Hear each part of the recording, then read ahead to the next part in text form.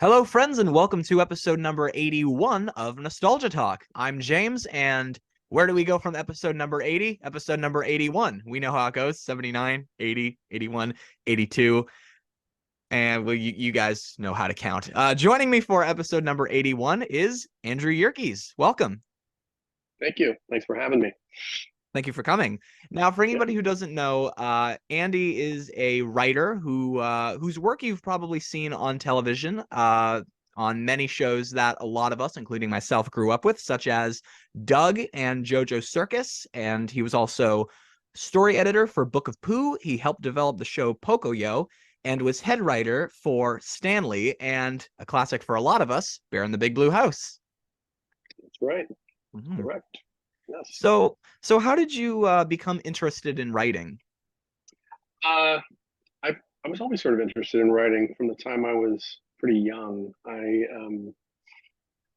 was writing stories when I was a tween and teenager. I had a friend, have a friend who's an artist now for Marvel Comics, and he and I would we created comic characters and comic storylines together. And then my father was an English teacher and head of the English department where I went to high school. Mhm. He was also the basketball coach in Indiana. And I just it was something through reading. I it was just something that I sort of took to from a pretty young age, and pretty quickly had aspirations to do it for a living. Cool. So all through, I then went to I studied got a degree in English in college from a place called Ball State University here in Indiana, and then I went on to go to NYU to get a master's degree in fiction writing. Mhm. Um, and and I just sort of fell into the TV thing almost by accident, to be honest. I was writing stories and working on a book, and you know, I needed money, and I had written some theater for a theater company that was kind of on the on the edge of things, and but very well attended and well known theater company at the time, a place called Naked Angels, that ended up having a lot of its members become actors in movies and television. And I wrote some theater, some short plays, etc., that got noticed by the people at Jumbo Pictures who did Doug. Mhm. And they asked me to come in, and I did a bunch of development work for them. And as I said, I wrote on Doug. I co-wrote with Doug with Kenneth Lonergan, who's now gone on to be nominated for a bunch of Oscars, and he's won several for mostly for the last film that he directed and wrote called Manchester by the Sea. Um, and he and I were writing partners and very, very close friends. And I went on to do what I did, and still, dabble trying to finish my book and write fiction to this day. Um, but mostly it's been working in TV for mostly for kids, but not exclusively. So Mhm. So Doug was like yeah, your first gig as a writer. it was my first. Yeah, it was my first. I believe Doug was the first thing I wrote that got made air. Yeah, and I went on to do a bunch of other stuff for Jumbo, um, including Allegra's Window and some other. I did a bunch of development things for them that didn't end up. Some of them got close to getting bought, but television is a very it's a fickle mistress. So Yeah, it can um, it, it, and it can be that way, yeah. but I've worked on a lot of stuff now that did make air that I've participated in the development of or developed or whatever. So yeah. And you said that when you were a tween and a teenager, much like it happened to me, I work in film, and when I was around that age is when I realized that that's what I wanted to do. And much like Hmm. you, I was creating stuff, like original stuff, and most of that was based upon my life. But I mixed that with what I knew from the shows that I was watching at the time, and Sure. just kind of put them together to make the first original thing that I wrote was a movie script that came out of what was going on in my high school life at that time. Hmm. What would you say were some of your biggest aspirations to become a writer? You mean what influenced me? What Yeah. kinds of things that I mostly it was stuff that I read at that time. I mean, I was Okay. obviously I loved movies. I was influenced by movies mainly. It's sort of there were several phases of influence for me. Um, One of the biggest ones was Ray Bradbury. Um, I I got into reading Bradbury in high school, a freshman in high school. It was a one of the books that was taught was Fahrenheit 451, and I found it, very compelling. And I ended up reading everything that Bradbury had written, including he's incredibly, uh, fertile short story writer. He's written many, many, many great short stories, and there's a really good comprehensive collection of his short stories that I read over and over and over. And at first, before, which I think is pretty common, I kind of had aspirations to write science fiction, which is his is what Bradbury writes is strictly, I guess, supposed to be science fiction. I always thought of it more as it's almost like science fantasy. Ah.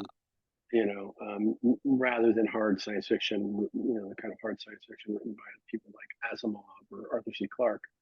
His was very, there was a joy in the way he wrote that really found really compelling. And he was sort of a writer's writer. Um, and then, lots of other influences came along, like John Cheever and James Joyce. And both my parents they're now retired public school teachers. Mhm. So I had an interest in sort of educational stuff, and and I started, I got the job to write some episodes of things like Doug and things like uh, Allegra's Window, and I found out, I figured that I sort of found out that I was pretty good at it, and that I sort of could connect to that time in my life, in ways that were sort of funny and narratively appropriate. And you know, I ended up doing, just sort of doing a lot of it. Like I say, they saw some plays that I had written, the people at Jumbo Pictures, and asked me to come and do some stuff for them. So I did, and it sort of, and I lived in New York. I still live in New York, and so it was, there's not as much television in New York, obviously, as there's in Los Angeles. Mhm. But there was always, or at least back then, there was quite a bit of children's television. So, Mhm. Sesame Street is there, obviously. Children's Television Workshop, which is now Sesame Workshop, and just lots of stuff. Um, and it ended up, I ended up having a lot of work. Bear in the Big Blue House was my first head writer job. I was just Um, about to ask you how you got that. uh, well, um, Mitchell Kriegman had a sort of a development deal with the Jim Henson Company, Hmm. and they did something with Disney, which is they did something called what were they called? They did a round of like kind of faux pilots where they hired a bunch of different writers, which is basically a way of getting around paying a pilot fee to a Hmm. writer. Um, so there were like five or six of us that all wrote. We each got a theme, and we wrote an episode based on the kind of template that Mitchell had developed. Um, and out of those writers, I was obviously one of them.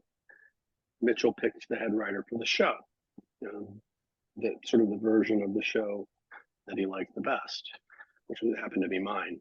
Um, and I was the last person to come and get my theme, so I ended up with Gravity, which was the first episode of Bear I ever wrote, although it wasn't the first episode of Bear to Air. I also wrote the first episode of Bear to Air, which is Almost Where the Bear Is. But yeah, I wrote Gravity, and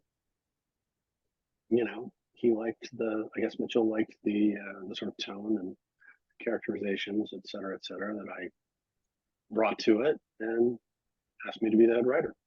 Hmm. Mitchell was a previous guest on this show, as was Noel McNeil, and most recently Peter Linz, all three of who are very good friends. And when I interviewed them, we discussed a lot of the more significant moments on Bear in the Big Blue House. Like, I got friends who grew up watching that show, and I remember one time I was in class. I was in film school at that time, and during my instructor would give us breaks in between hours, and would be like, okay, just mingle if you want, if you want to just listen to music or hang out, you can do that. And my phone buzzed just as break started, and it was Noel McNeil, and my classmates were behind me. And I said, Noel McNeil just messaged me. And they were like, who's Noel McNeil? And I said, oh, Bear from Bear in the Big Blue House. And they went friggin' crazy as soon as I said that. Of course. And one of my friends told me that when she was little, she had a Tutter doll that she brought with her when she was getting her vaccination, and she thought of the Just Say Ow song. And I was like, well, you know what? It just so happens that I have the puppeteer who does Tutter in my phone. Do you want me to tell him? And she's like, you're lying. And I'm like, no, no, no. Let's see what he says. And he did reply to me. And so and I was talking to Mitchell and Noel and Peter about that being one of the most significant moments of the show, at least in my mind, especially in COVID times, when everyone was getting their shots. Sure. But of course, you were the head writer. So what do you think were some of the most significant moments from Bear in the Big Blue House? Gosh, there's a lot that I liked Bear. I mean, um, obviously the first episode was very memorable, but I also thought that there was we did an episode about disability that was it was with a blind squirrel named Skippy, and which was pretty well received. We did something after 9/11, which was the episode wherein something happened in the library. We did a lot of. I also really liked that episode, Chudder's, first day of mouse school, which was I thought a particularly sweet episode. I also wrote that one, so I'm biased, obviously. But I mean, I think what was significant about Bear was just the sort of, just the connection that Bear made to kids, and also to a certain extent made with adults, and it was very intentional. The idea that Bear was, Mitchell always would say that Bear was sort of designed to be the anti-Barney, and the thing that I always sort of tried to instill in the stories was this idea. Was this idea that Bear was a kind of harried single parent. And that he was, he had infinite patience, but they were kind of running him ragged, which I think probably appealed to what parents were watching too. As it had a sort of it gave Bear a sort of a mild edge that other shows for a similar age group didn't really have at the time. And it was just a sort of a comic tone that we kind of discovered. I mean, I had this whole thing where I sort of constructed the different story models for Bear. A couple of them were Barris Interruptus, which is that Bear's trying to do something, and everybody in the house is interrupting him. But it's all a variation on the theme. And the sort of model for it was the first episode that I wrote, which was Gravity, where I was like, well, you know, it really needs to keep it from becoming a show where you just go from room to room in the house, uh, finding variations on the day's theme. It needs something to draw you around the house, which sort of gave it a kind of a little loose narrative structure, which just sort of brought you through. And the first one that I came up with was the idea of the otters wanting to play catch in the Gravity episode. And, you know, Bear was going around the house looking for the ball and gloves. And so he had a reason for going to each of the rooms, and it just sort of gave the thing a level of like a level up of sort of watchability.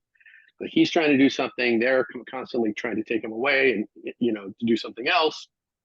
Of course, eventually in the end, he gets to do the thing he's been trying to do all day, which is also, you know, you throw a ball up, it comes down, related to gravity, you know. And you know, kind of went from there. You know, the other story model was what I called Bear stacking BBs, which was Bear wants to get everyone together to do something, and they keep going off in all different directions. You know, it's a sort of it's almost the reverse of Bear's interruptism.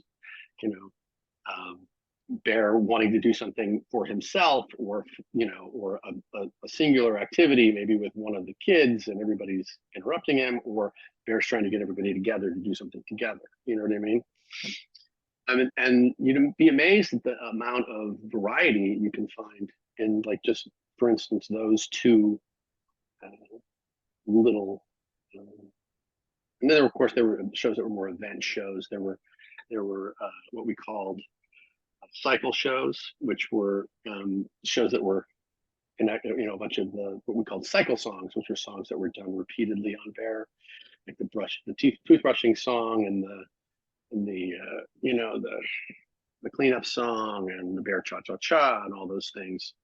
You know, those, there was just, you know, we developed a sort of like a toolbox of simple kind of narratives that, you know, and within those little structures, there was, like I say, there was a lot of variety. We were able to find, and you know, yeah, you know, so it was an interesting process. It was very educational about, you know, what are the theme, you know, and I've taken a lot of those sort of preschool themes to lots of different shows that I've done in, you know, different forms. Like, you know, you said, what's the version of home for this show? What's the version of sharing for this show? What's the version of, you know, whatever, dancing, music, you know, the list goes on and on and on. So yeah, yeah, Bear was very seminal, obviously, for me,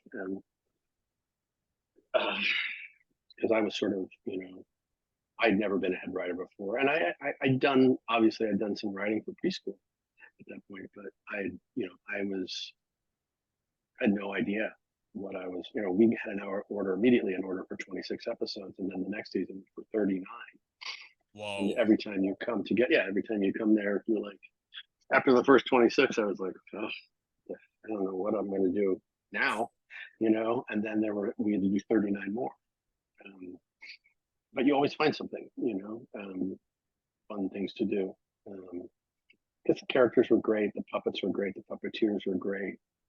All those guys, you know, you should talk to Tyler Bunch. Tyler's amazing. Tyler is a friend Of mine as well. I haven't had him on this podcast yet, but I've known him for quite a while. Happy belated birthday, Tyler, by the way. Yeah. I just wish him happy birthday. I mean, I'm, you know, very friendly with Noel still. Tyler and I work together. We were just working together. He was just doing some voiceover stuff for me. Tyler and I and Peter all worked together again on WordWorld, and, you know, etc. So, yeah, you know, and now it's 28 years since we started the first season of Bear. God, that makes me feel old. Right? Hmm. Try being me for a second. Um, yeah, it's very it's amazing because my kids grew up during all of that. They were born, they grew up. My daughter's now 23, living in New York City, and she was 2 years old on the set of Bear. Yeah. So they grew up. My son's is 20, and they were little babies when I was doing the fourth season. Riding my bike up and down the West Side Highway every day to go to the studio. Yeah. So yeah. with being the head writer, When it came to songwriting, did you do much songwriting for Bear in the Big Blue House? I did. I worked with the music people, Peter Lurie, Brian Woodbury, et al., and quite a bit. I mean, I would write, or we would write the writing staff, we would write an outline, and I often was, one of the things I was, I think, pretty good at was finding the spot for the song in an episode. Obviously, there was always a theme song, but there was always also kind of another more emotional song later in the episode that was part of the structure, because you sort of drove the show to a kind of emotional place, and then you kind of your dear Grandma Flutter love tutter moment or whatever. And I often I would write in some dummy lyrics sometimes, or but a description of what the song should be. And then Peter Lurie and Brian Woodbury, both of whom were kind of like just geniuses. We would sit and talk about what that song might sound like, what it might feel like, and yeah. So I worked pretty closely with those guys. great. But I didn't, I never. I wrote lyrics on other shows, but those guys were such masters of their craft. I kind of, I brought the narrative to the place where a song would work, and I said this, it's this kind of, it's about this, and then they just, would knock it out of the park. Basically. Do you find Writing song lyrics difficult as opposed to script writing? No, not really. I kind of enjoy it, to be honest. It's like it feels very sort of puzzle-like to me, and I like puzzles. But obviously, I love that. I love that. I love story. I like storytelling. I like puzzles, and it's kind of a combination of those things. Like finding the right word that fits in with the sort of the rhyme scheme, but also the rhythm of the song. The meter that you're trying to, that you're going for. I've always liked it. I've always had a sort of a real affinity for it. I mean, whether I'm that good at it or not. I mean, I don't know if you know Mama Mirabelle's Home Movies, a PBS show. It was a show that was nominated for an Emmy for Best Preschool Animated Series. It was a show that I developed, and it was I wrote there were two songs that appeared in every episode, and I wrote the lyrics for both of them. And it seemed like it just seemed like a kind of a vacation from writing a script to writing a song. You know what I mean? But because it has kind of a different flow to it. Oh yeah, it does. It's very different, but it's also it shares a lot in common. Ideally, I think you want a song, especially something that sits in the middle of a narrative. You want the song to take your viewer emotionally from point A to point B, so that you want the character to sort of, have a journey within the song, and ideally have the song change them a little bit. Um, when you're dealing with something that's, a song that sits in the middle of a narrative, otherwise it just feels like you're, you know, just kind of taking a break from the story, which doesn't really work most of the time. Mm-hmm. You know,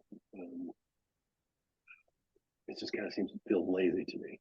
I think it should, I mean, and in Bear, we always tried to make the song meaningful to what was going on.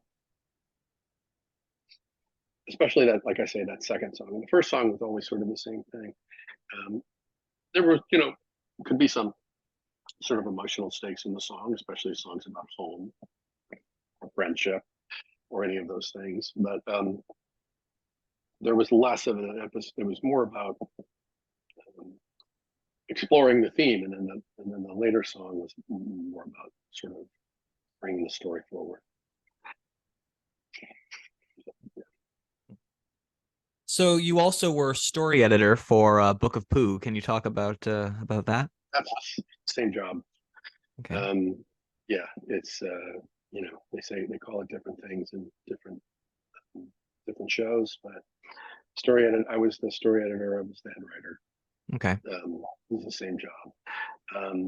Yeah, I loved writing Book of Pooh. It was a completely different tone, trying to sort of be inspired by and true to the tone of both A. Milne and those original Walt Disney shorts, to sort of give it that kind of. I mean, Pooh is very, in a way, it's much more sophisticated than any other preschool fare, because the characters are so, they're kind of incidentally clever and verbal. They make jokes without meaning to, but it's written in a very clever way,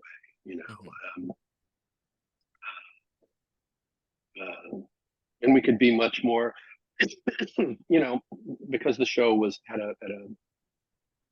a curriculum of literacy. Pooh was about literacy and about, it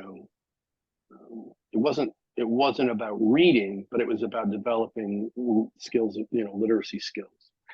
And so we could do, we did word play, we did, sort of, simple puns.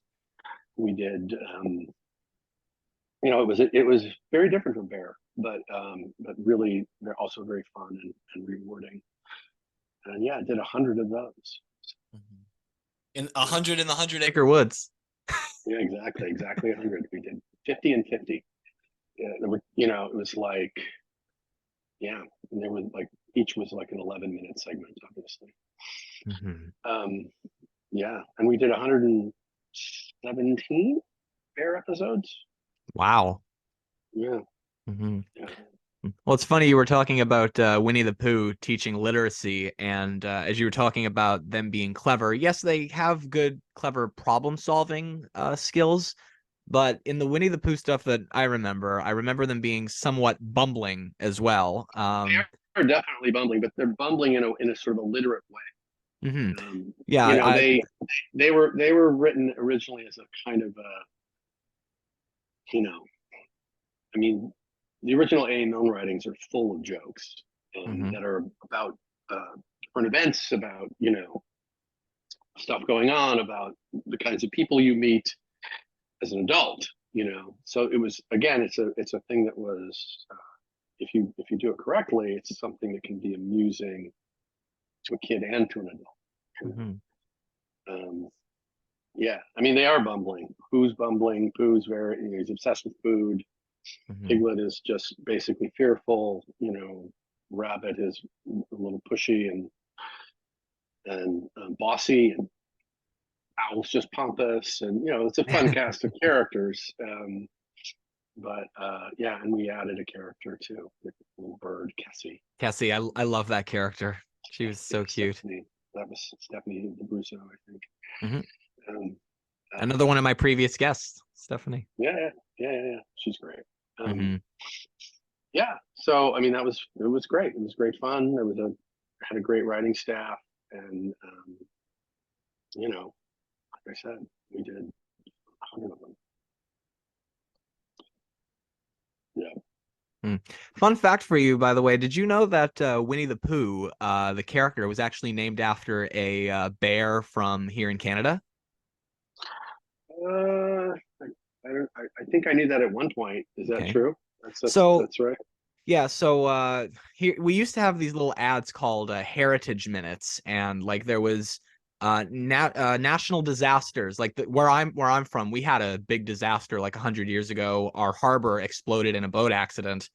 Um, or I think the invention of the telephone, or one that really stuck with me was a street in I think it's in the prairies that was named after a military hero, and one of them was about the origin of Winnie the Pooh. The name Winnie came from the city of Winnipeg, and I think in that what I remember from the ad, because it was all reenacted, was that the bear was sold to a zoo in England while the owner went to the Canadian Navy, I think it was. This is just what Hmm. I remember. And A.A. Milne and Christopher Robin went to the zoo and saw this bear. And in the ad, I don't know if this was actually how it was done in real life, but in the ad, Christopher Robin says, "Oh, Daddy, I love Winnie. Couldn't we take him home?" And A.A. Milne says, "Christopher Robin, I'll tell you what. I'll write some stories about Winnie." And Yeah. Christopher Robin Yeah. says, "Let's call him Winnie the Pooh." "Well, why Pooh, son?" "Because I like it, Winnie the Pooh." Yeah. Hmm. I do remember something about that. Yes. Yes. I was Hmm. quite immersed in all of the history and all of the stories when I was working. That has been Hmm. a few years. Yeah. I remember learning that, and I was like, one of my childhood icons is a Canadian thing. Like Yeah. that was really something that was interesting to me. Yeah. Hmm. Yeah. Absolutely. Um, So, oh, I'm sorry, go ahead. oh, go ahead. So one of my previous guests was Pat Giles. Do you know Pat? I know the name. So he's a close collaborator of Jim Jenkins. He worked on Stanley and Doug, and like he's an animator, art director. He was the art director for Stanley, Yeah. and yeah, he's a good friend. I still talk to him every now and then. And actually, getting ready for my chat with him, I actually had it. So basically, I rewatched Stanley, and it was good timing too because at that time I actually got really, really sick. I just had a cold, and I was like, I need just a couple of days of rest. Right. And I was like, what better time to just kick back and watch these old shows that I got to catch up on? And with Yeah. Stanley, like I went back and watched some old school Stanley, which I hadn't watched in years. There was hardly Yeah. anything about it I remembered, and immediately it just kicked right back in when not just when I saw the character of Stanley, because that's familiar looking to me, but Yeah. none of the episodes were. And then the cat and the dog start singing that song. It's the great big book of everything. And I was like, I remember this now. Okay, yes, this is totally coming Yeah. back to me. Yeah. Yeah. And Pat and I were discussing the show's topics on animals and how the animals on the show are being used like heavily in the plot, like using a giraffe to help catch an apple. How did it all work when you were putting the episodes together? Like, how was all that decided? Oh gosh. It's just it's one of those things that just sort of happens. You think about a kind of episode you want to write, and then so for me it was often like, what do I want to write about? What could Stanley do well? What kind of a messaging? And honestly, they brought me in. This happened a few times. They brought me into Stanley. I was the head writer for the last season of Okay. Stanley.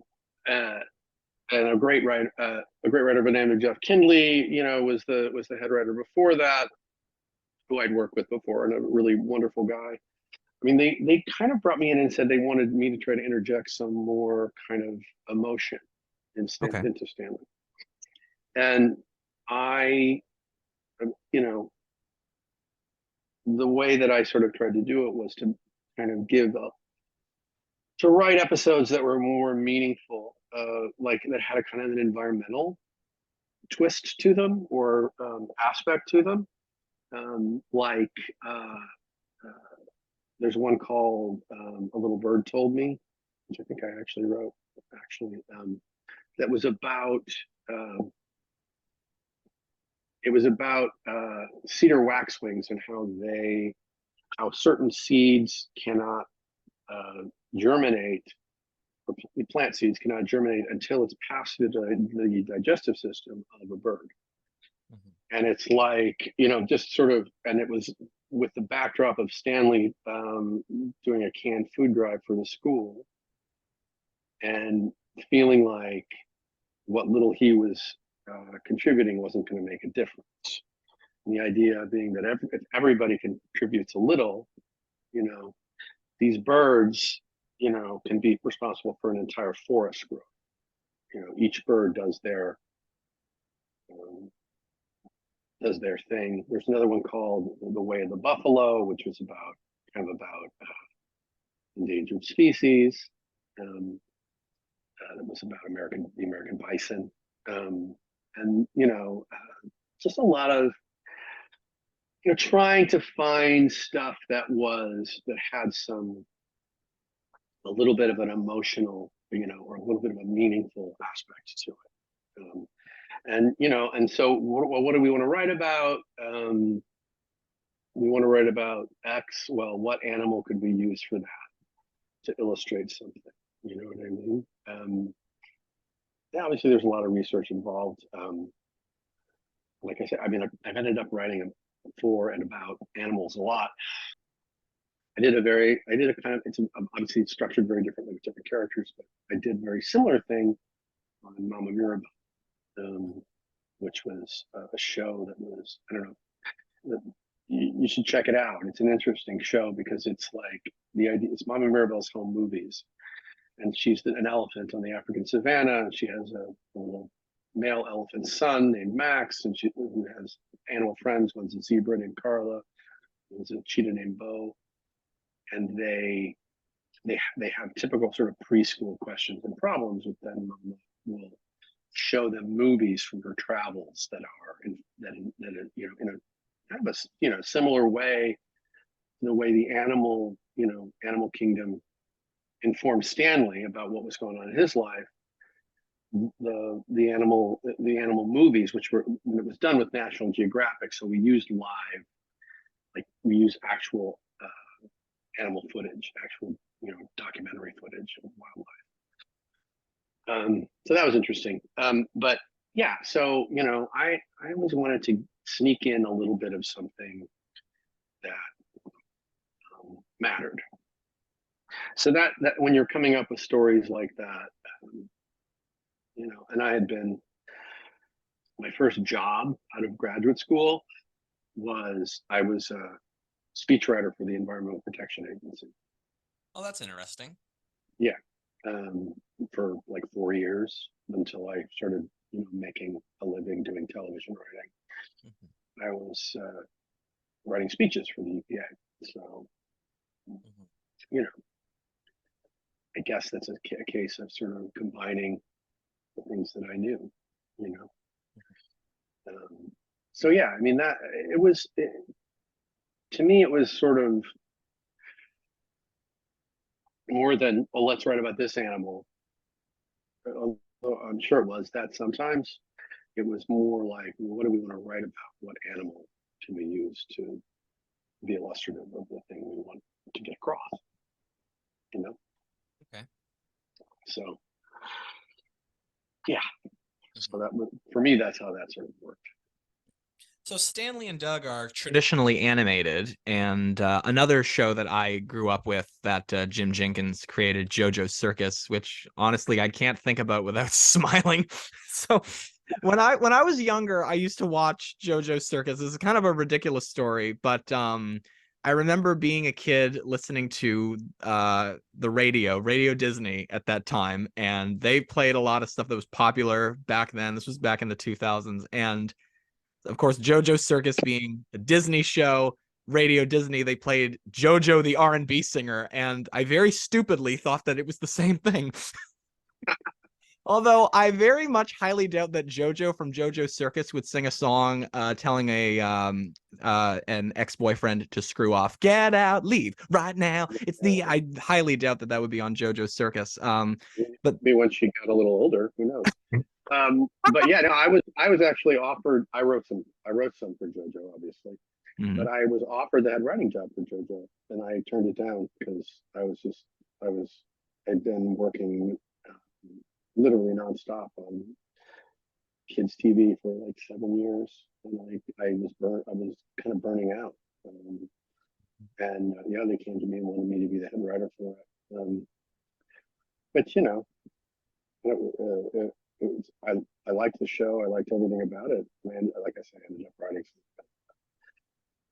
I just couldn't. I had an 18-month-old daughter, and I had to see her once in a while. You know. Mm-hmm. Yeah.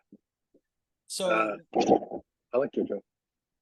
So with those shows, Stanley and Doug and then JoJo Circus being stop motion, did you find that there was a difference because of the way that they were made with traditional versus stop motion? Did you find that there was a little bit of a difference between writing for that style of animation? Oh, always, sure. I mean, I think now everything has sort of become CG in one way or another. There's really very little traditional animation. I think there obviously some people still do stop motion, but it's so labor intensive, you know. Yeah, in the I sense made a that whole stop motion film when I was a little younger. It was difficult. It was tough. it's hard. It's hard, and I've written for all of that. Obviously, I wrote a Christmas special that was supposed to be stop motion for back when Fox Family was still a thing, before they got bought by ABC Family. But like, you know, it's all kind of melding together. But at the time, at least, there was a big difference in what you could do, what kinds of stories you could tell. I remember when I was the head writer for WordWorld. We first thought it was going to be a 2D show, and then sort of midstream, the creators decided they're going to make it a 3D show. And I said to them, you know, look, you know, this is really going to change. You know, this is going to make a lot of the stories we've already come up with kind of difficult to do, because things like weather, when you're dealing with CG, but when you're dealing with traditional animation, you know, they're obviously the well-established ways of doing that kind of thing. With, you know, like just fluid dynamics in the early days of, you know, 3D computer animation didn't look good. Water didn't look good, you know, and it was hard. It was really difficult to make it look good. I mean, obviously all of that has improved drastically since then. So I think it's less and less of an issue. But at the time, certainly there were many differences in what you could sort of do in a traditional animation versus CG and 3D. Yeah, and it's, well, you know, obviously trying to deal with water, like water that moves like water, if you're doing stop motion. I had to make water for my stop motion film, and looking back, I just made it look like a straight blue thing, and I didn't even think about the movement of it because I'm like, nobody's going to pay attention to that. But now I know from film school it has to look realistic. Yeah, you know, it's like it may not even be conscious, but something seems wrong when you look at it.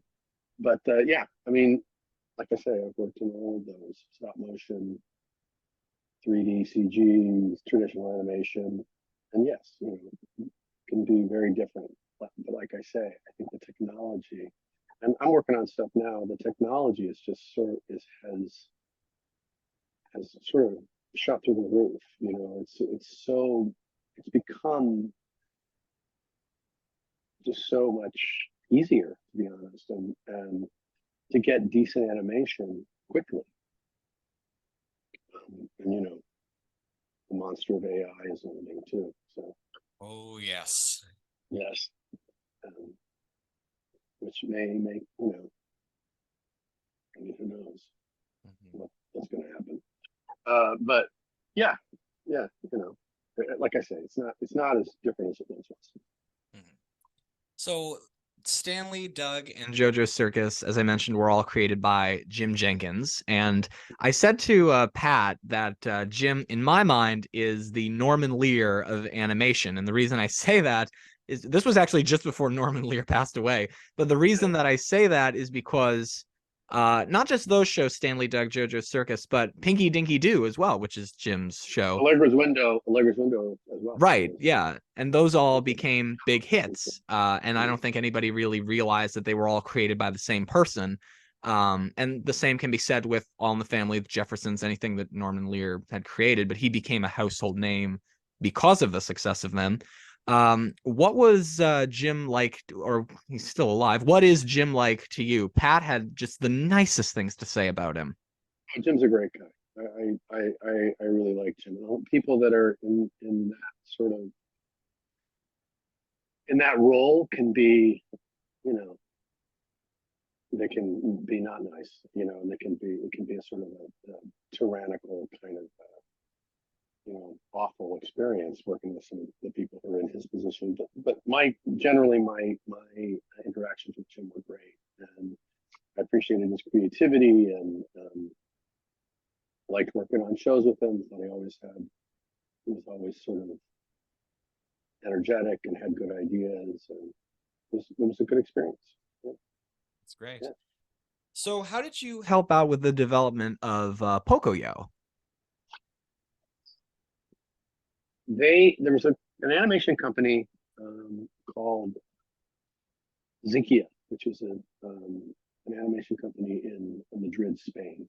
I think at the time they'd mostly done animation for advertising. They'd never done anything sort of long. But this guy Guillermo Garcia Carci and David what was his name? I'm blank now. But they had these characters that they developed, and the people at ITV in Britain were kind of enamored of these characters, but they couldn't figure out what to do with them. Like they didn't know how to take these characters and put them into and make them into a preschool show. They had tried, I think, a dozen writers in the UK, and then they decided that they were going to try the sort of more kind of top-down head writer approach that's more, at the time especially, was more prevalent in the United States.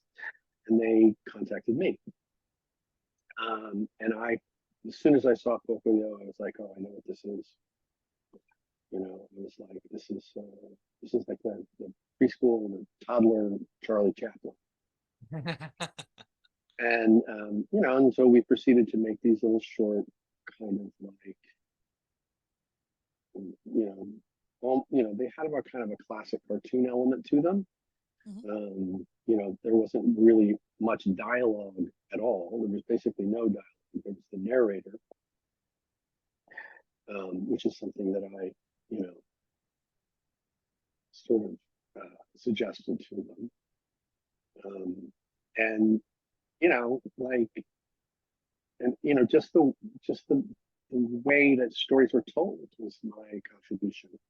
How did it become a preschool show? What was and these guys were geniuses, absolute geniuses, the guys, the animators. And they had beautiful, and it was the first good CG 3D animation that I had seen.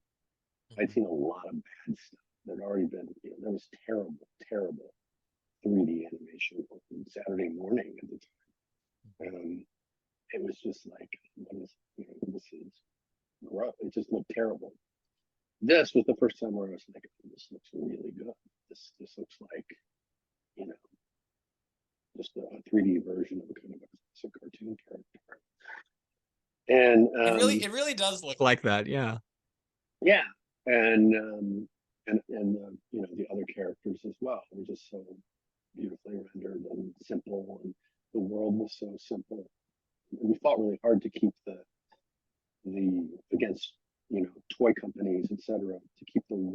build really, really kind of almost like a blank slate. The white Pocoyo, the white background, and yeah, I mean, I was the head writer for the first 52 Pocoyos, and that Pocoyo's still going strong. It was definitely a and big part of my childhood. yeah, yeah. I I couldn't go back and do the second season. It took a really long time for them to get it together, and they asked me back, but I was head writing 2 PBS shows at the same time. And I wasn't going to be able to do 3 shows at the same time. So I can understand that. Like, I've seen the responsibility of people like Norman Stiles and Lou Berger, both of who were previous guests on this podcast and were head writers for Sesame Street. It is no mean feat to go through being the head writer for a show, because you're not just in charge of coming up with ideas, you're in charge of helping everyone else with their ideas. Yeah. Have you spoken to or tried to speak to Ken Scarborough? I have not, actually, no. Ken Scarborough is the current head writer for Sesame Street, yeah. He's the current head writer for Sesame Street. He was also the first head writer I ever worked with on Doug. And he was the person that I suggested the people at ITV and at Zinkia go after to do the subsequent. I think he did seasons 2 and 3 of Pocoyo. I suggested that they go and ask him, because he was, in a lot of ways, really taught me what a head writer should be. Oh, that's great. Yeah, and he ended up doing quite a bit of Pocoyo. So yeah, I mean, he's a great guy. I don't know if he does this kind of thing, if he comes on podcasts or not, but I've known him for years. So that's awesome. Yeah, he's a good guy. Yeah. So I mean, that was basically my role in Pocoyo, was to figure out what Pocoyo was as a show. I wrote the first episode of Pocoyo, and many subsequent episodes, and obviously rewrote every single episode that anybody else wrote to varying degrees. Sometimes it was sometimes I could sort of start it over, and sometimes it was very simple. But I had to, in order to keep a consistent tone, that's part of what the head writer's job is, to rewrite everything. So do you prefer writing for animation or for puppets? Because a lot of your best known work has been with those categories. I mean, I like the variety. Okay. I like, I like writing for puppets, because puppets are for live action, and you get, it's a writer's guild contract usually, which makes a big difference as far as your life goes. And animation is, I've been lucky, because I as a head writer, you get paid decently, but you don't get anything beyond it. There's no unless you're in Los Angeles and you're a member of the Animation Guild, Writers Guild, but you have to live in Los Angeles to be part of that guild. Like, I've written on shows that were covered by the Animation Writers Guild, but I couldn't get into the Animation Writers Guild because I live east of the Mississippi. So yeah, I mean, given the choice, just for financial reasons, I'd take puppets. But I enjoy both really equally. You can do a lot in animation, obviously, that you can't do in puppets. You have to. But there's also, I appreciate the challenge of doing what you can do with puppets well. The gags, sort of, the kinds of things that they do. Turning button with the puppet running behind another, the key is always to try to just have fun with what you're doing. Yeah, I agree totally. Yeah. So to wrap it up, are you working on anything New at the moment that you can talk about? I know that a lot of stuff in the film business does have to be kept behind closed doors. Yeah, I mean, I'm working on something working on a few things. I'm writing some live action stuff for older people. I'm working on, I go back and work on fiction every now and again, but I'm also working on a project that I can't go into too much. Okay. That's related to, it's a kids project related to sports. Ooh, Yeah, yeah. liking I the saw sound of that. Yeah, I saw that you were on Facebook rooting for the 49ers. And I was rooting for Oh the Chiefs. yeah. I was rooting for the Chiefs. So, Uh, just because. for any of the More listeners who recent. don't know What we're talking about, the Super Bowl. 49ers are my team. I'm sorry to any Taylor Swift fans out there, including my sister. Andy, I don't know if you saw the comments on that post, but my sister left a comment, wrong team. Why aren't you wearing Taylor Swift's jersey? And I'm like, because that's not my damn team, girly. Yeah, right. Well, you can't abandon your team. My team from the time I was a kid is the Chicago Bears. So I wasn't terribly invested in the Super Bowl, obviously because the Bears have stunk for a very long time now. Well, But I'm a huge Usher fan, so I was also in for that too. I've worked with Usher. Holy crap, really? Yeah. I worked with Usher on a show for the Discovery Channel. That was called Hello World. It was a series of nature documentaries all of which I wrote, and told all the footage because they'd seen what I'd done for Mama Mirabelle, and Discovery Channel hired me to do something that was for sort of a family show that told stories with footage that they already had. So I kind of created these stories out of this footage. Talked about obviously gave a lot of information about wildlife, etc. But they were all narrated by pop stars.